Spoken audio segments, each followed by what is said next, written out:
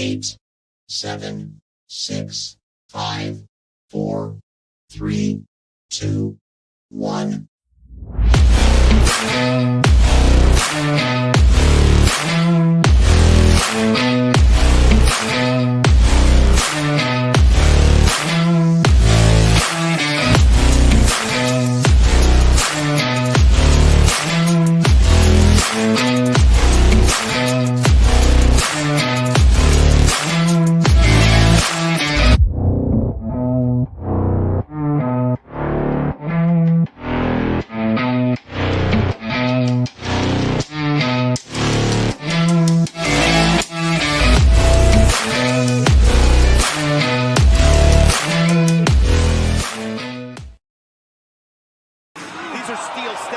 Is good, everyone. It is your boy Politic Hot alongside my guys, Mr. Joey Woods, Mr. Rich Michaels, Mr. Moya Fit Chris Wilson is MIA, but we are still steps coming to you live on a beautiful Friday evening, courtesy of All Authentic Talk Sports Network. Gentlemen, how are we doing this evening? Good. Another week over. Thank God for the weekend. Got some wrestling, good wrestling coming up, and pretty good week in wrestling. Some big stories too. Mr. Joey Woods. Yeah, I can't complain. 1 minute and 30 seconds. But no, I mean, like you mentioned earlier, got some wrestling coming up this weekend. You know, we got the big Battleground event taking place this weekend at the 2300 Arena, aka ECW Arena, which I'm sure we'll get into the controversy that surrounded that arena that happened this week and kind of dig into that a little bit. But yeah, I'm excited. We're gonna dig into the Battleground card a little bit later on in the show. So action-packed show, action-packed weekend, and I'm ready for it. Yeah, Nav, all about that turnbuckle talk. And, we greatly appreciate everybody joining us this evening as we do have SmackDown in progress. Currently going down is the triple threat Money in the Bank qualifying match with Andrade, Carmelo, and Jacob Fatu going down as we speak. Has been a pretty decent SmackDown this evening so far, too. But we circle back, but definitely wanted to get things started this week because the world of NXT and TNA had the weekend buzzing with NXT Battleground event, which we saw one NXT member Trick Williams defeating Joe Hendry to become the new TNA World Champion at the Battleground event. I for one, when we have these events and we always have like those interpromotional events, matches, I should say. And this one, I was pretty surprised that Trick actually came out the winner. Like, I definitely didn't see it coming. And honestly, I'm happy that it happened. Like, we're going at a point where, while we knew this collaboration between both TNA and NXT was going down, now we're going to be able to see them really utilize the talent from the respective promotions. And now with Trick carrying the title, we're definitely going to see a lot more TNA talent cross over to the I'm about to say airwaves, to the television, to see more on NXT in the near future. But shout out to Trick Williams. Now he's going by Trickine. now that he's the champ. Mr. Joey Woods, your thoughts on this recent win and the new TNA World Champion Trick Williams. So I guess the first thought is confusion. And here's what I mean by that, right? When AEW and TNA had this working relationship, right? People loved to shit on AEW because they felt like they weren't giving TNA the proper respect and stuff like that, right? Right. But if you remember, Kenny Omega won the TNA title and actually showed the fuck up on TNA.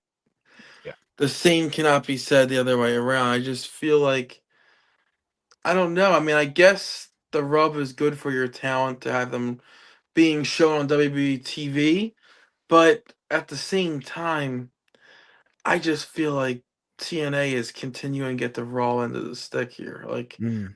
I don't know. It just, to me, it seems like the talent is not reciprocal, right? Like you get Mike Santana this week on TNA, I mean not TNA, on AEW, NXT. NXT, I got you. and like I don't know. It just feels like TNA's getting like Regal Sun, right? Like it's kind of like what the back and forth is here, and I think in order for this to work long term, however long Trick holds this belt and stuff, I think it needs to be, you know, evenly distributed, which shouldn't be hard because for the most part, TNA is still recording, right? They're not doing live weekly shows. No. They're recording at one bunch of times. So right now, Trick's champion. If you have him show up to one taping, that's a month worth of episodes right there.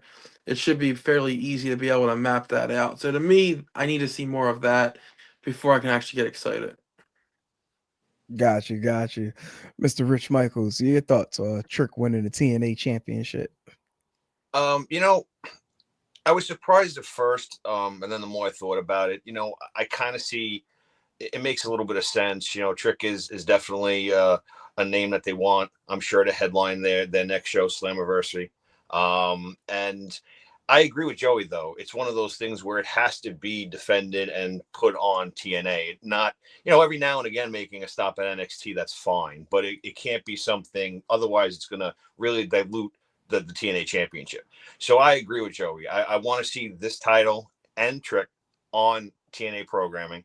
And if they do that, then I'm all for it. Then I think it's a right move to have a name like that as the TNA champion. No, So not real, he's great. real But quick though, Rich, you said for, for Slammiversary. yeah, That's not until July 20th. So you think Trick's holding this belt for almost 2 full months? yeah. You said it yourself though, because you said it yourself. If they do one thing of tapings, it's a month.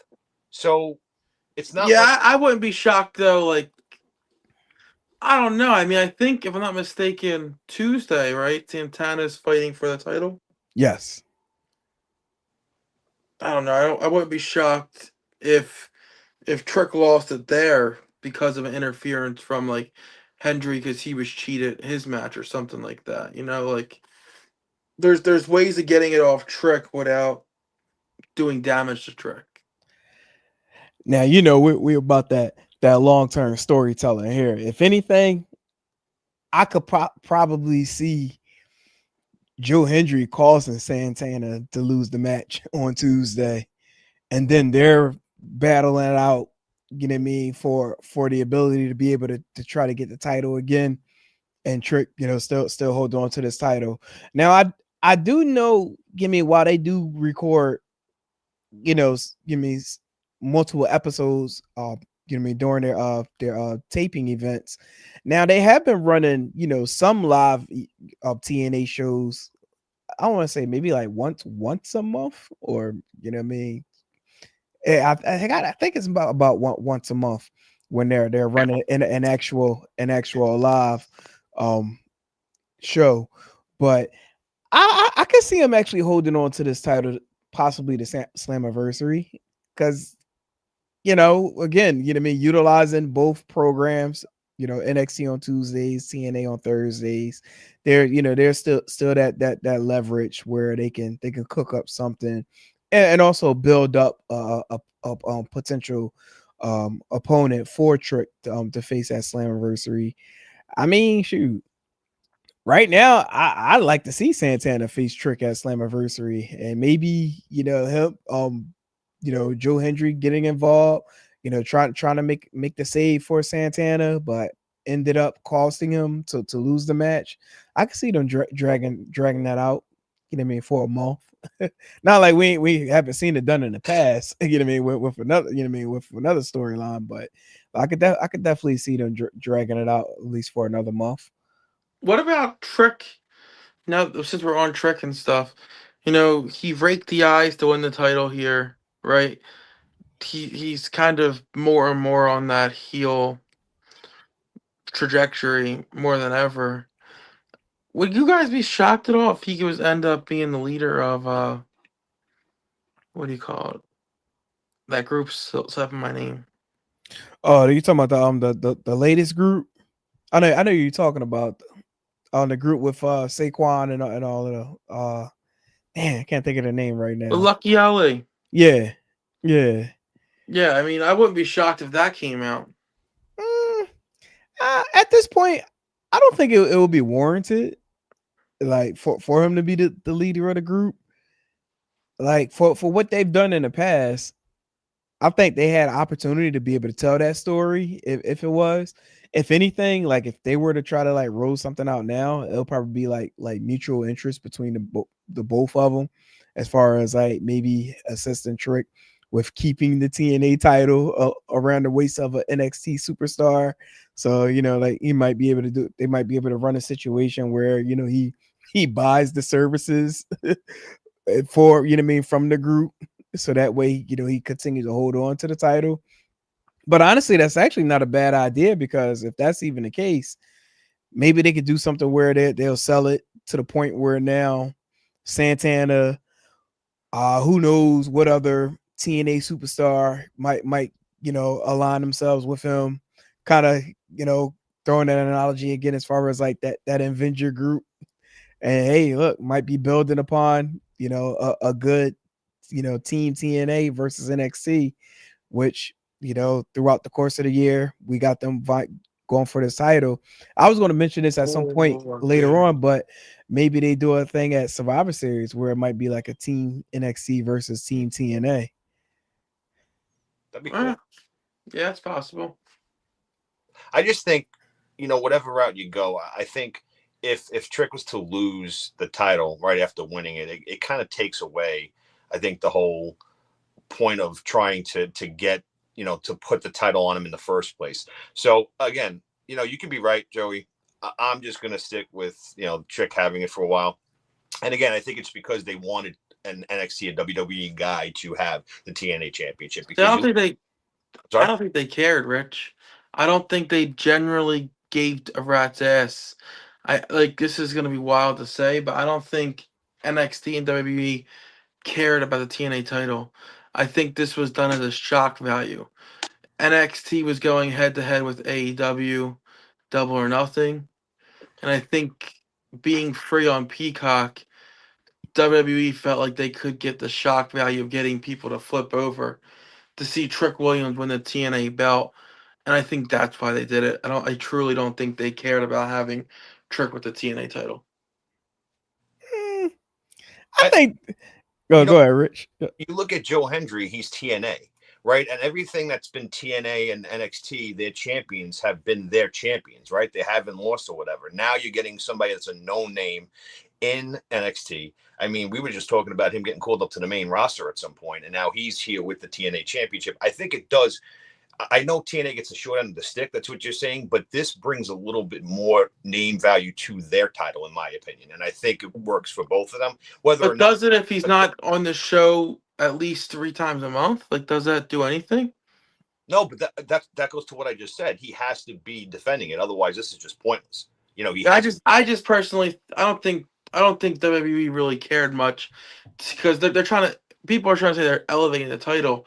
I just think it was a matter of, like, I hate to use this analogy. I think it's Bischoff releasing Mankind about to win the title type of thing, where it was done strictly to get people to flip over to Peacock to see Trick Williams win the title. I think it's a little bit different, only for the sake of this was live. we didn't know Trick was going to win. I know what you mean, though, as far as like the switch over. I mean, at this point, the switch over would be to watch NXT. Honestly, at this point, it would be to watch both NXT and TNA, because it's like you're at that level of the expect the unexpected type with having an outcome as such. But I do think, though, just going back as far as like the carrying aspect, I think they do care, but I do think this does drive leverage, because now their selling point now is that, okay, a WWE superstar has the TNA title, and everybody is fed up with it, because I was kind of thinking about this on Thursday, listen to Bust It Open, and how Nick Nemeth, his thoughts, was that, he like, congrats to Trick, but he's truly pissed off at the fact that, the belt is around the waist of a NXT superstar, WWE superstar, and it's not, with TNA. So I'm like, okay, like, maybe this, the way he delivered it almost sounded genuine, but I mean, work is work. So fast forward into, last night's Impact, like, pretty much everyone was carrying that same sentiment, as far as being upset that the title was on the waist of a WWE superstar, even to the point where what's their commentator name? Like, my man, he was even cursing, like, he was like, this is bullshit, like, this is just flat out bullshit. I was like, oh wait, like, TNA going there, like, so I think it does drive people to watch. I mean, will they watch? That's yet to be seen. We still got, a couple more weeks to go. I think honestly that the telltale will be this upcoming Tuesday, with this match with Trick Williams and Mike Santana, to see if people are really picking up on this WWE, NXT TNA collaboration. And it's yet to be, to really see, as far as like what the viewership going to be. But I do think there is a level of care, but I mean, we'll see how it goes. Yeah, I just think WWE's become a little petty. Oh yeah, no doubt. I think that plays a big part too. Right. Well, and that's because like they're the top promotion. So it's almost like, because we're the top promotion, we get first dibs to do this or to do that, like that could be the thing. But I mean, at the end of the day, with what has already transpired, it's already a layup that TNA is going to get the benefits out of this. As far as like the outcome, like, they'll be able to get the benefit of it, because eventually, like, the title got to go back to a TNA superstar ? Right. Like, I do think, like that, there's the possibility of that going down. But hey, listen, but shout out to Tricks. I said Tricks. Shout out to Trick. Pardon me, folks. not Tricks. Trick. Shout out to Trick Williams. Capturing a championship. Honestly, you really think about it, aside from Joe Hendry and maybe even Mike Santana, I was looking at this, like, looking at their roster, and I'm like, okay, like, who else could actually hold on to this title at this moment? Because, like, the Nick Nemeth, just talking about him not long ago, like, he's involved in a different storyline. Outside of that, like, who's really there, like, to like really hold the flag for the promotion, to be honest? That's a good point. That is a good point. Like, to think of it off, like, without looking at their roster, thinking of it offhand, there's really none that come to mind. Yeah, like, everybody that has had the title is involved in a different storyline. Right. Like, you look at the system. The system is, is involved in a different storyline. Moose got the X Division title. I mean, you probably can make a case for Eddie Edwards, and maybe that's something that they do, down the road, But, like, outside of that, like, there's really nobody that's, like, really carrying, with all due respect. Like, no, I agree with you. It's there. my I agree opinion with on you. that. Yeah. I'm trying to think. Can't think of anyone, honestly. Yeah. Like, I was thinking about that. I'm like, like, who else is really, carrying the company at this moment? But also too, like you was talking about, Joey, as far as like, TNA getting the short end of the stick. Like, look, that Joe Hendry poach is definitely happening. Like, Oh yeah, for sure. like, look, he might be counting down himself. Like, sorry guys, I'm out. Shoot, but yeah, so that definitely gonna be more to come with that. I don't think we saw the last of Joe Hendry, and then of course eventually he's gonna want a rematch, for that title. So me personally, I think he probably causes Mike Santana not to win on Tuesday. Like, I definitely see that happening. But we had a couple of more titles changing hands over the course of the week. We also had, Ethan Page defeating Ricky Saints to win the NXT North American Championship on Tuesday. And then we also had another shocker to take place on Tuesday night, which was Jacy Jayne defeating Stephanie Valkyrie to become the new NXT Women's Champion. Now, this one here, I 1000% didn't see coming. Like, at all. Not at all. Like, I was like, wait. So they had the Battleground pay-per-view, right? I think it was Battleground, whatever the name of the NXT show that was on the PLE on right. Why not just have Stephanie lose there? She was going up against Grace. Grace having the title just seems, I know that about the young talent and stuff like that, but if you're going to have Stephanie lose, why didn't she just lose on the PLE? My biggest thing for that is, I think maybe it falls in line where things always change. And I think, when it initially happened, my first thought was, oh, she's getting caught up winning Money in the Bank. Mm-hmm. Like, that's instantly where my mind jumped to, was from Sunday when the pay-per-view was till Tuesday when NXT was, somehow the plans changed to enough to warrant the belt being taken off her, and now her on Raw for a qualifying match that came out today on Monday for Money in the Bank. So I think maybe that's, initially she was probably going to hold on to it longer, and then whoever they probably had penciled in to win that women's Money in the Bank must have changed from Sunday till Tuesday. Mm. That makes sense. I don't think she'll win Money in the Bank. No? Nah. When's Money in the Bank? Next week, ain't it? Yeah, I think it's next week. And when is World's End? You talking about World's End or Worlds Collide? Worlds Collide. It's actually same day, if I'm not mistaken. Is it? Let me look that up now. I believe it is. If I'm not mistaken, I believe they're all on the same day. So I just pulled it up as well. Yeah, June 7th. And yep, June 7th, because it's at 3. 3 Eastern, Worlds Collide, and then Money in the Bank at 7. Yeah, because they've been selling it as almost like a double package for those that will be attending the event. It's in the same spot? No. Worlds Collide will be at, I think that's at the Forum, and then Money in the Bank will be at the new Intuit Dome. Okay. And Worlds Collide is first? Correct.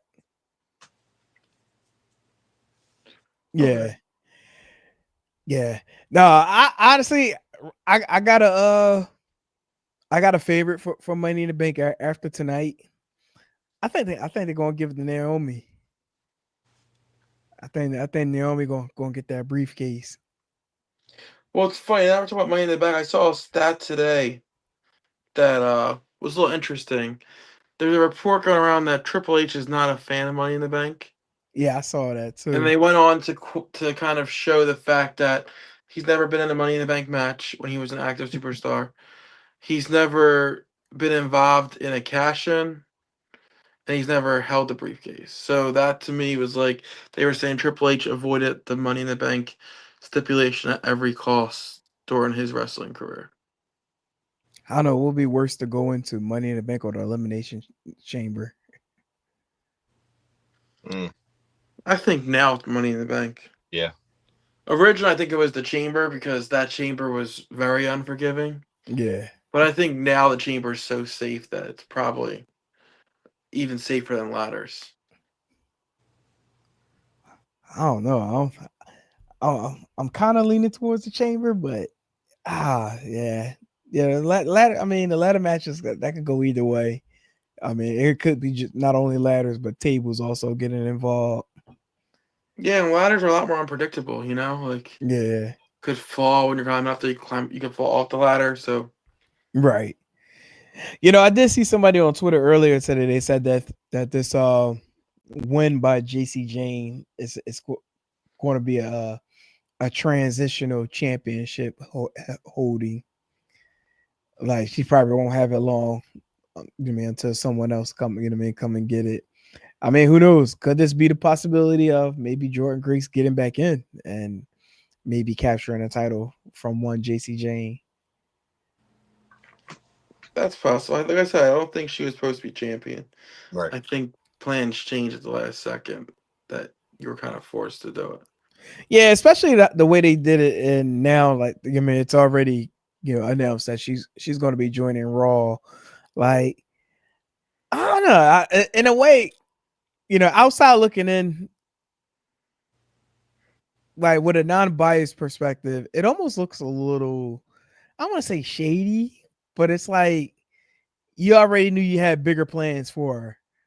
So, therefore that's hence why she ended up losing the title on Tuesday, because you're getting called up for Raw, to be there on Monday. Like me personally, like if that was the case, like I'd have made the announcement even while she I guess it probably wouldn't have made no difference. But Like here's the thing, right? Like, why couldn't you have Adam Pearce come out after she lost the belt? true. Yeah, right. To sell it even more. Right. Yeah. Like, clearly you got big plans for her if her first match is a qualifying match, right? Yeah. So at that point, why don't you make her the biggest star possible and just announce their move up?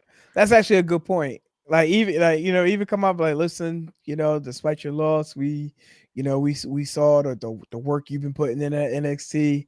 I want to be the first to approach you and offer you the opportunity, to join the Raw roster. Like, I think that probably would have been something that would have been a little bit more believable than just her just losing. Like, although again, did it have shock value? Yes. Like, was it unexpected? Yes.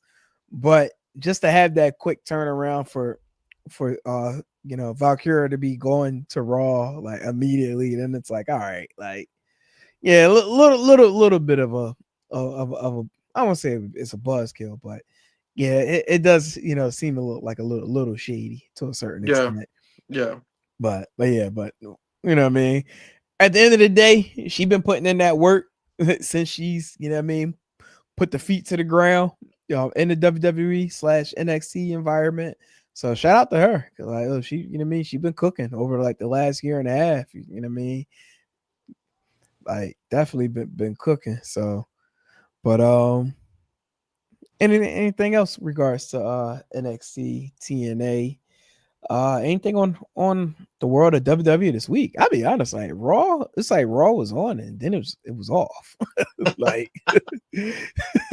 I literally watched the entire episode of Raw, but I'm like, like it was cool.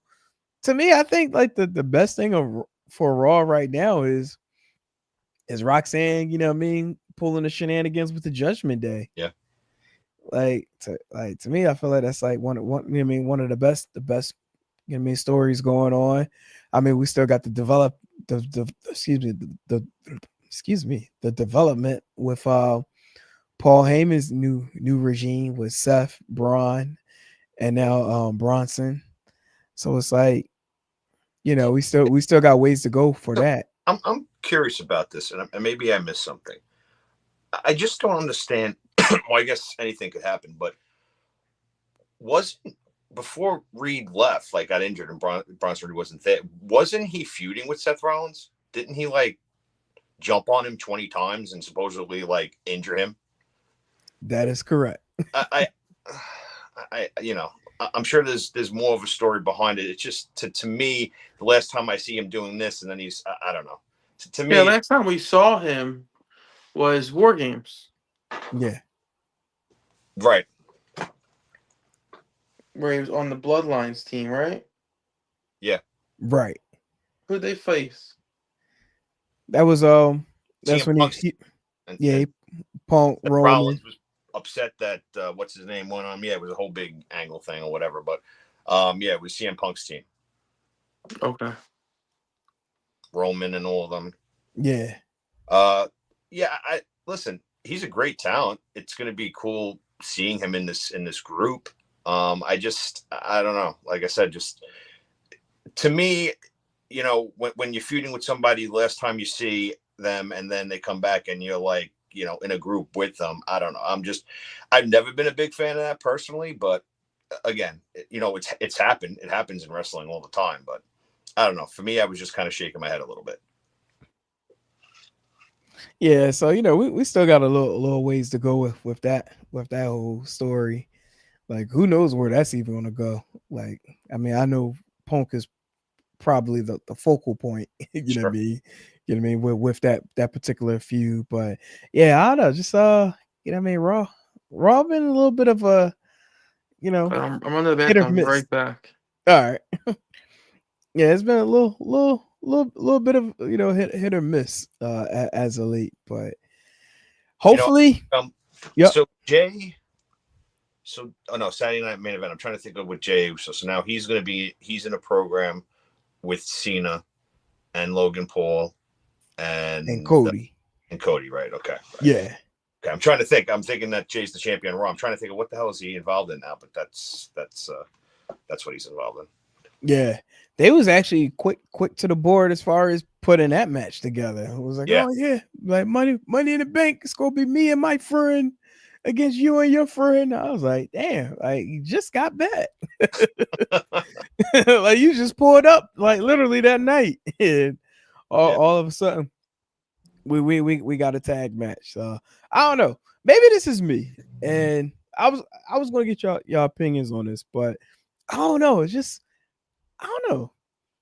From the WWE main roster sake, I don't know. It just seemed like the air is different now. Like I don't know. Like I don't know if it's with the programming. I don't know. Like have you been feeling this way? I have. You know, I think especially on Raw, but you know, the shows have been good. Don't get me wrong, but there has that like, wow, oh my god factor. Let me tune in. Like, you know, it's missing something. I agree with you, and I'm not really sure what it is, but it's definitely, you know, I'm not going to say it's lackluster because it's not, but no, far from lackluster. far from that. Well, not even underwhelming, but it just seems like, I don't know, it lost some steam, it lost some momentum. It doesn't have the momentum that it had a couple months back, and I don't know what it is. It's weird. I really can't put my finger on to why it's like that or why. Right. But yeah. Right. Yeah. I've been the same way. Like I'm you know, we watch faithfully. Like I'm tuned in. Like I'm, you know what I mean, invested in the storylines. But at the end of the day, it just seems like they're just not getting over a specific hump. Like something is not doing that needs to be done. Right. And I don't know where to start as far as like who can be that person and like to make the moves, because like, you know, I go back to, well, aside from, and you know what I mean, I can't be a hypocrite because I did mention that what's the name, I don't like the John Cena title run.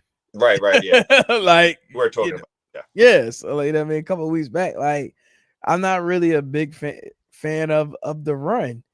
But I think that all stems from how the run started when, you know, we had what we had at the Elimination Chamber event, and we really never had no true backstory as to why he did what he did. And, you know, like he made the case of blaming it on the fans, but we never got the true story as far as like how him and Rock became, you know, cool. And for him to do, you know what I mean, to be a part of, you know what I mean, whatever Rock had planned for Cody, you know what I mean, but behind his back. No, I agree with you on that, because at that WrestleMania when Cena won the title, I think that kind of just set the tone for this title run, honestly. Just the way it was done, people expected something a lot bigger. And given that it was, the 17th time he's making history, it should have been bigger. And I think that just kind of set the tone. But you even look at like Saturday night's main event. You have Jey Uso against Logan Paul, right? They're just throwing in these people. They're just throwing in these people against the champions, and no real backstory, no really reason. And I think that's part of it. I think some of the storytelling is lacking. I think they have something going with Paul Heyman and Seth Rollins. There are some stories that are good, like you said. Perez in the Judgment Day is great. They have some good stories, but like with the championships, they don't really have many stories going on. Stories. Now that Cody's back, that's probably going to change. But yeah, but you know what? And it's fitting, to me, because like for Cody is part of the long-term storytelling. Right. I you know what? Maybe we just spoke it up now. Like the problem is they don't know how to separate the short-term storytelling with the long-term storytelling. That's a good point. That definitely is a possibility, or could be part of the reason.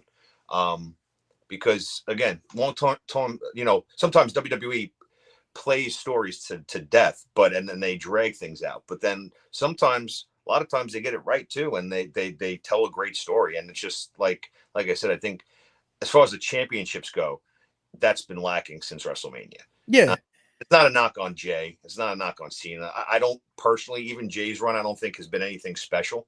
I think it's just the way it happened. And like you said, the people that had these titles before them, there was a big story there. And now it's kind of like, where do you go from there? So yeah, I think that's a good point. Maybe they're having trouble deciphering between the short-term and the long-term storytelling. Right. Because think about it. Like, okay, you got Cena teaming up with Logan Paul to fight Jay and Cody at Money in the Bank. Like that, once that's done, that's done. Right. So like the focus should be then Cody and Cena. Right. Like, I mean, logically, if we're looking at this match, somebody has to intervene to maybe cause Jay and Cody to lose. Yeah.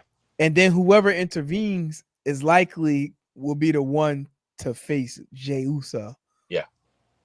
Like, just throwing that out there. No, it makes sense. I think that's part of it, is kind of intertwining this, entangling this kind of together, where that makes perfect sense. So you have Cody and Jay, they don't lose cleanly. They don't look bad, but they lose. And that we know it's going to be Cena and Cody down the road. Right. SummerSlam, whatever, it's going to happen.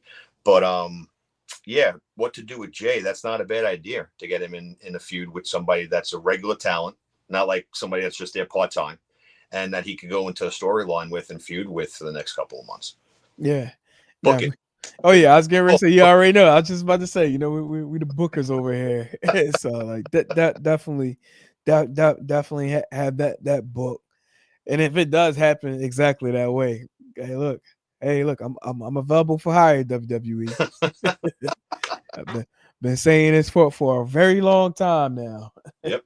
Timestamp it, show it on social. Exactly. Definitely put the clip up like previously on Still Steps. Jeez, yeah, but that's and it's funny too, because I know we're going to go and get into AEW a little bit. To me, AEW is kind of turning a little bit, as far as they always had really good matches, no storytelling. It looks like they're starting to try to gain some traction here a little bit. So I know we're going to go over that too in Dynamite, but oh yeah, it kind of flipped a little bit. WWE still is the top promotion, and they're always going to be, but right, making a nice little turn, a little little traction they're getting, and I like it. Yeah, let's fast forward into that as we speak. For those who may or may not know, this past week on Dynamite, as well as Double or Nothing, Hangman Adam Page celebrated his victory, which earned him a shot at the AEW World Championship at All In Texas. Tension started to rise with Swerve Strickland confronting Hangman, which he accused him of possible colluding with the Young Bucks, who called Swerve the championship at Dynasty. Yep. Then we had Will Ospreay, would come out to intervene and was encouraging unity between Swerve and Hangman. Pretty much highlighting, Hangman's integrity. Right. But Swerve wasn't having that. Swerve like, yo, man, like I'm not dealing with this dude, especially someone who burnt down his childhood home when like and literally sat out front while it was on fire. Right. But yeah, so Swerve rejected Ospreay's proposal, dismissing any type of partnership with Hangman, and pretty much leaving out the ring. Hangman too had some words with Ospreay before he left the ring, as far as not wanting to do any type of business with Swerve. So, but I absolutely love this whole segment to open up AEW Dynamite. The part that got me the most was when Swerve came out, and before he like really went into the details, he said, "I want you to check this out." And he pulled up that video from with the Young Bucks talking about doing something for Hangman after the beating up Swerve at the end of I'm about to say at the end of AEW Dynasty, but during the title match at AEW Dynasty. So like the little nuggets not going unnoticed. And I love that, how he brought this back for it to pretty much go back to square zero now between both him and Hangman. I agree. I think when Hangman won, I was a little like, really, he won? Like, I thought Will was going to win. Will Ospreay was going to win. But now seeing this and this segment, it makes perfect sense as to, why he won. And now, like you said, it's kind of going back to renew that heated rivalry that they had. And you got the Young Bucks that are going to be involved in it too at some point, I'm sure. No, I like the segment too. I really did. And listen, Swerve's going to be back in the title picture, I think, soon. And rightfully so. He should definitely, be in the title picture. And I think this is a way to start getting him to that. Yeah. No, I agree. 100% agree. Like, if you really look at the landscape of AEW right now, like Swerve is a big piece, as well as Ospreay. Yeah. To me, I feel like Hangman, like he's already like earned his spot in a way. Yep. Being one of the OGs, I guess you could say now, with the company over 5 years old. So like, he's like one of the OGs of AEW, but also too, he's still, it's like he's like trying to find himself as far as what his legacy will be with AEW. But yeah, like I absolutely enjoy this. I love the stories being revisited, as far as like the segment of the Bucks, saying they did what they did for Hangman. Like, excited to see where this is going to go. If there's even any truth of Hangman, having the collusion with the Young Bucks, like that, Right. that's yet to be seen. And I don't know, like, where is this really going to take Swerve? Like, could this trickle down to the point where we get a heel Swerve ? Like, like is that something that could be happening? I don't want to say I got a bold prediction, but I got a little bit of a sneaky feeling where it's like, I don't know how much I trust this Will Ospreay during this whole situation. It's funny you said that, because looking at him here and looking at just what he's done in AEW, it's like, all right, where does he go from here? Where do you put him in here? And I could see that. I could see that a little bit. Maybe double crossing, Swerve. I could see that. And it would be great to keep him inserted storyline wise, right? Yeah. Because, listen, he's a great talent. He should be in a big storyline. So yeah, I could see you thinking that. I think one of these guys are definitely gonna do something heelish or do a slight turn. Yeah, I'm like, so I'm like, now you're trying to convince someone who literally burnt their house down, and then encourage them to talk about how now all of a sudden like you're what I mean, highlighting like the man's integrity as far as like what I mean, helping out. Like, nah, like Yeah, something ain't right. but I think the tournament AEW did a very good job during the Owen Hart tournament to kind of build Hangman back up Yeah. and back into like that face of the franchise, but on a face side, no longer heel. I wouldn't be shocked if we ended up with uh down the line this leads. When's War Games? Not sure. They kind of tend to go off as far as like, because at one point it was in May, then they changed it. I wouldn't be shocked to see these three plus Darby and someone else versus like Death Riders and stuff. I can see that. Although just coming off the hills of Anarchy in the Arena, maybe War Games will probably be maybe like late summer.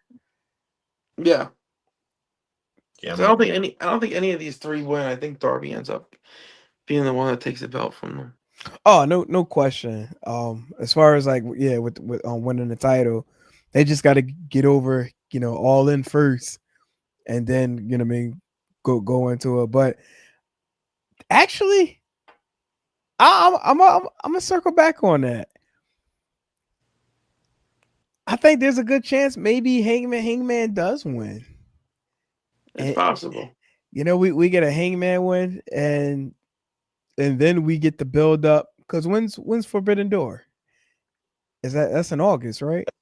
yeah, it's I was usually Like the last week, right? yeah, I think it's like the last week of August. I don't know. Maybe we do get a Hangman win, and then possibly maybe triple threat with Hangman, Swerve, and Ospreay. August 24th. August 24th. Okay, so we're approaching. Well, I mean, we're pretty much in June now, although it's May 30th, but like we're relatively close to June. So if anything, I could see maybe this could be like one of those storylines they might try to sell us, and then also be extended to going in the Forbidden Door, because of with what I mean, with the beef amongst all three, that then allows Moxley to come back. I mean, still retain the title, because at this point is I'm about to say Darby, he's done all the Mount Everest stuff at this point, right? Yeah. So now he just need to get back into wrestling sheet. Yep. Might need another month on that. So yeah, I don't know. That'll be interesting. Unless they do decide maybe do a 4-way at Forbidden Door. But to go back to, this is the first time in a while talking AEW storyline where, wow, this could go a couple of different ways. Where are they going to go with this? And this is kind of what they've been missing. So yeah, this is I'm really looking forward to seeing where this goes, because it could go a couple different ways and angles. Yeah, I love it. And I'll be honest, like I love the stories. I love the characters that they're developing. Also, like that little teaser they had during the event on Sunday, the Anarchy in the Arena, with the Ops, and then with Hook coming out, beating down whatchamacallit, Claudio. Yeah. But he didn't show love to to his Ops members, to Samoa Joe and them. He walked off. So I don't know, we might have Angry Hook coming in now. Like see see something taking place on that end. But yeah, I like it. And then we also had Mercedes Moné winning the Owen Hart Foundation 2025 Women's Tournament. So now both her and Timeless Tony Storm will be facing off at All In. Joey, I know you had some thoughts about the Mercedes run. Yeah, I just think it's at this point, it's kind of stuffed down your throat a little bit. Like, you know, she can still look strong and not be undefeated since she's debuted it. You know, I just think there's been ways off of this path, and for some reason, Tony and AEW just don't want her to lose. Yeah. Yeah. Now, go ahead, Rich. Sorry. No, and I guess that's, you know, I'm kind of in agreement with you there. You know, obviously, if she's going to be AEW World Champion, you know, they should drop the belt. Have her drop the belt, the TBS Championship. I mean, otherwise, you know, 2 belts would be crazy. But I do, you know, I get what you're saying with Tony Storm too. She's so good right now and hot that it's like them facing each other now is just it's going to work out bad for one of them. It's either going to stop, if Tony Storm loses, it's going to stop her momentum again, or if Monet loses, you know, it wouldn't be the worst thing in the world, I guess. But I just think pitting these two right now against each other, I just don't think the timing's right, in my opinion.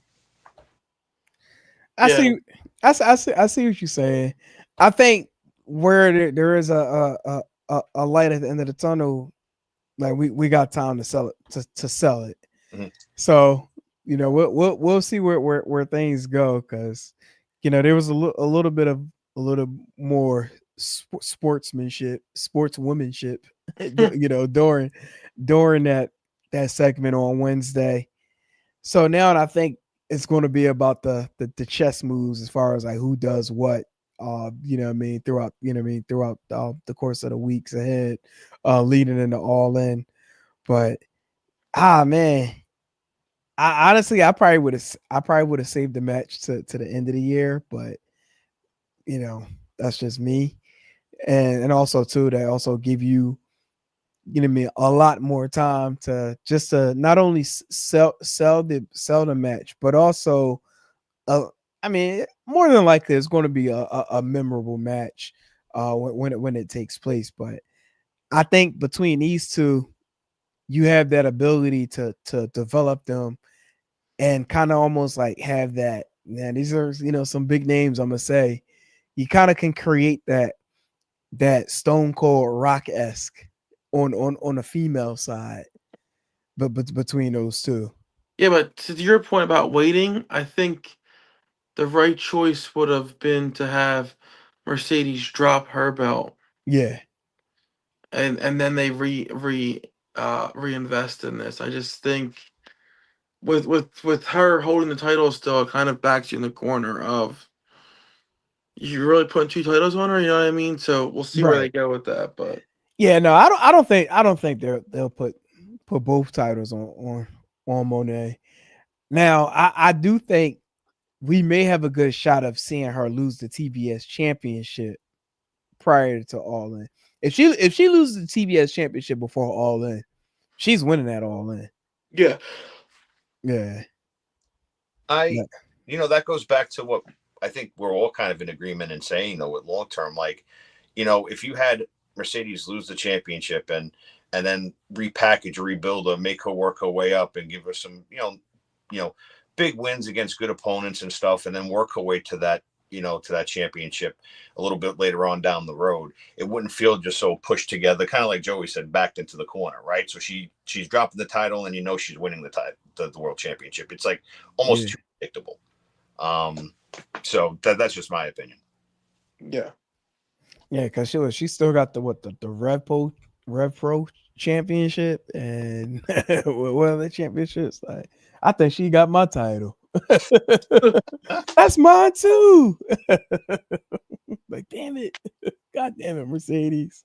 Here. Take it. But but that definitely more to come with AEW now on the season of All In. I did see a story about, not necessarily a story, but a report. Like, there were like several injuries from this Double or Nothing event.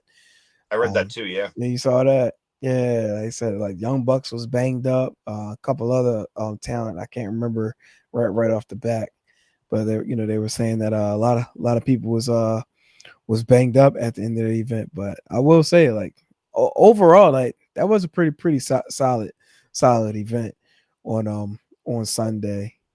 But yeah, no, It good, went. It was good. It went. What did it go? 4.5 hours. yeah, it was damn near.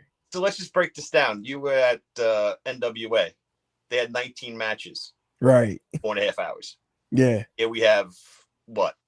8, 9, 10. I Not think nine. no, Yeah. I think it was like 9. I think it was about 9 matches. 4.5 hours. Some of the matches, it's like, listen, I'm all for storytelling. I'm all for like the bigger names getting 20, 25 minutes there, but not every match has to be 20, 25 minutes. Right. But it was a good card. The matches were good. I liked it. Just like I said, the thing with these AEW pay-per-views is they're just a little too long for me. Yeah. No, I'm with you on that. Like, I honestly, it seemed like being at the actual venue, like it goes by quicker than what it seems to be on television. But like, yeah, if you home, you on that couch, I don't put your feet up. Nope. Like, look, you're gonna be out. Mariah May signed with WWE. That's what the reports were saying. They're saying that she's expected to join WWE later this year, allegedly. Yeah, I think Fightful reported that. Was it Fightful? One of those places just reported that. I think I saw it was like PW Insider that may have said that. Yeah, one of those big websites. Yeah, matter of fact, did I actually I did clip that. Yeah, it says Mariah May is expected to join WWE in the near future, per PW Insider. Yeah. That's who had announced it. But all right, before we get into our last segment of the evening, talking about Battleground Championship Wrestling Original Sin, there was one little clipping that came out. Was it just yesterday, if I'm not mistaken, where they were talking about potential show going down here locally. It came out that it was reported that WWE scheduled an episode of NXT at the 2300 Arena a week before AEW's residency at the same venue, going down for 6 days. I'm like, damn, like, hold up, like, is this even like possible? From what I was, sources, I should say, there definitely was conversation, but nothing had been locked in as of yet. But if this does in fact happen, WWE is so petty. Like, this is like major petty at its best. That's the only word that you can use to describe it, honestly. Yeah. It's petty. Yeah. Word, I completely agree. If you're gonna do that, it's But petty. did something like this happen with Hammerstein? I'm trying to think back. Where they either were trying to book it or they were turned down. Who was it? WWE? Yeah, because it was too close to when AEW was running. I think it was, because if I'm not mistaken, wasn't it about the time when GCW had an event and then AEW ran like a couple of weeks after? Because from what I was told, apparently, like, there's something where the respective promotions can't run in the same venue, like within like 3 weeks, something like that. I don't know if anyone knows anything about that. Well, that's right out the window here. Yeah. Oh yeah, literally. Literally. Yeah. So, but yeah, I don't know. Should be more to come on that, but yeah, but I mean, if it is true, like, hey, listen, like, this town is the town to be at for for pro wrestling in the month of August. Shoot. And it's great seeing the 2300 Arena, having these shows in there, the NXTs and the AEWs and stuff like that. I'm just thinking about my wallet, bro. Like, who you talking? I'm with you on that. Oh yeah, definitely, without a doubt. But I don't know. Maybe it just goes back to my ECW days and watching it and following it and being there or whatever at times, coming down to see it. I don't know. There's just a special aura in that 2300 arena. You guys know even more than I do, being from around Philly, being in Philly, but yeah, it's just something about that arena. So it's cool to see these promotions like AEW and NXT come there. Yeah, so it's cool to see. I'm happy they're doing it. MLW doesn't have residency there anymore. They haven't been there for I don't know how long. So it's cool. Oh yeah, definitely. But and finally we got Battleground Championship Wrestling going down this Saturday at the 2300 Arena. Bell time about 8 p.m. For those unable to attend. This event will be ran live on Triller Plus. So, if you got your subscription to Triller, you'll be able to check this event out. Definitely a solid card. Like one of the most solid. Is their debut on Triller, Hawk? I believe it is. Yes. Okay. Yeah. This is definitely be their debut. But yeah, no, solid card overall. Like, shout out to Tim. You know what I mean? Putting together this event. Getting back into the fold in 2025 because this is actually this is his first event of the year. Shockingly. But a big card, big event, a lot of big names on there. Joey, you and I were talking about it, and we were all talking about Mahal and Lasada. It's going to be an interesting match. That's probably one of the most interesting ones on the card that I'm looking forward to seeing. Yeah, no, because like you look at everyone else, right? Like, for example, Colby and Drake. Colby's done Extreme before, Right. Gage Yeah. and Insane, you're getting there. Schlack and Mercer, you're getting there. But I don't know what Jinder is going to allow and how far they're actually going to go. Right. We about to get the bougie Jinder Mahal. Like he probably ain't gonna go for none of that. If anything, he'll probably run the rules down before the match even starts. Mm-hmm. Nah, she's getting scared, bro. Oh yeah. Hey, listen, I hope so. Looking forward to seeing it. Shoot. But also, we do have a big moment going on during this event with Nick Gage is being inducted into the 2300 Arena Hall of Fame By Matt Tremont. But yeah, inducted by Matt Tremont. Like I think that's pretty dope to have. Yeah, I mean, you think about early CZW days and stuff, and that 2300 arena played a focal part in it. So it's pretty cool to see Gage get inducted into the 2300 Hall of Fame. Mm-hmm. Yep.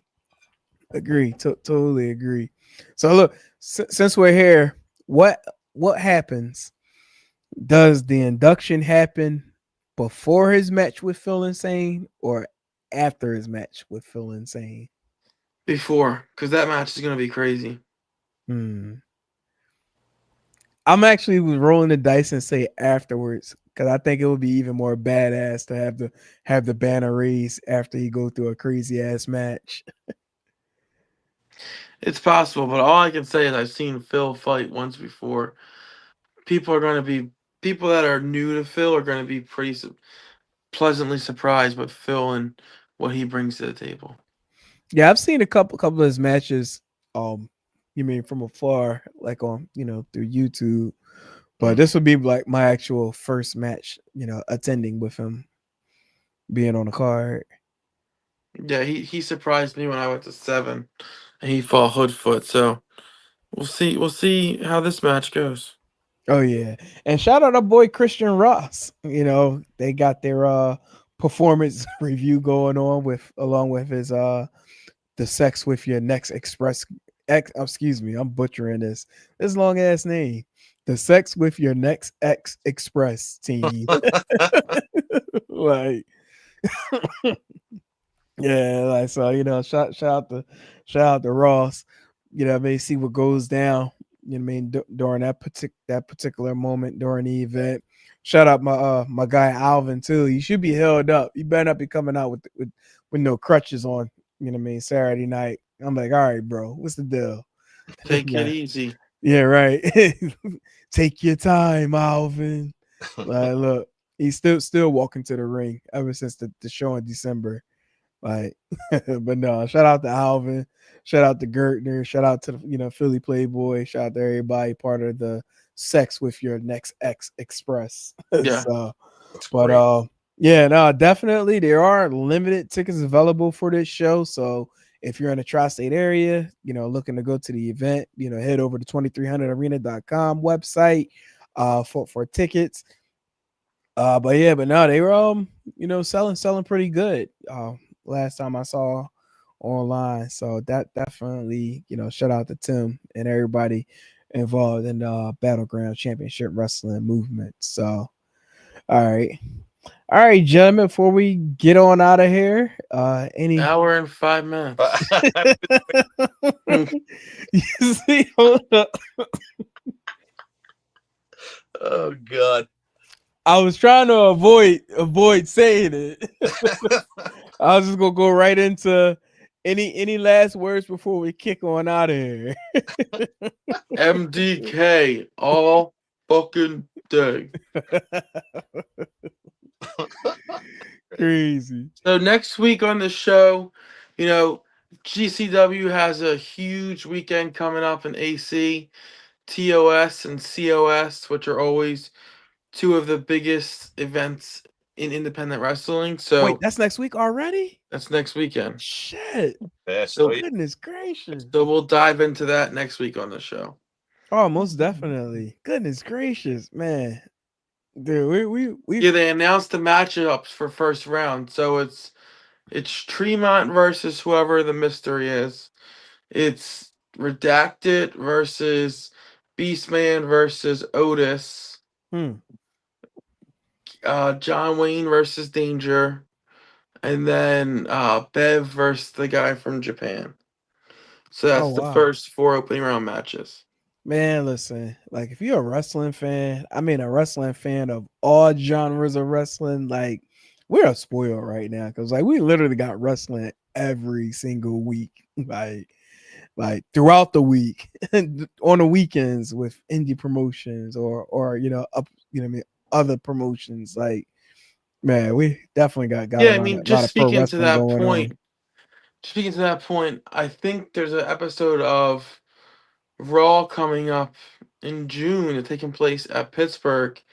It was just announced that anyone that has tickets to that is actually being treated to a double show. And SmackDown will be taping either before or after Raw's live on Monday. Really? Yeah. Oh, wow. And this is in June? It's either June or July in Pittsburgh. You get Raw and SmackDown for the price of one. Nice. Huh. That's dope. Maybe it's for is it maybe for the July 4th holiday? Because I think it's on Friday. Maybe they're taping it. That's probably what they're doing. I think it's the end of June. Call. Yep, you're right. Very, very good call. Yeah, that makes sense then. Because I was trying to think, why would they be taping it? But I think it's like June 26th. That would make sense. Yeah, because July 4th would be land on a Friday, so that does make sense if they're taping. Get that good old vacation time. That's right. No, that's dope. So, all right, gentlemen, we are at the 108 mark for the evening. Longest ever last. This was Still Steps, brought to you by powered by all of 50 Talk Sports Network. Mr. Rich Michaels, Mr. Joey Woods, I am Politic and Hot, and we'll holler at y'all next Friday. Till then.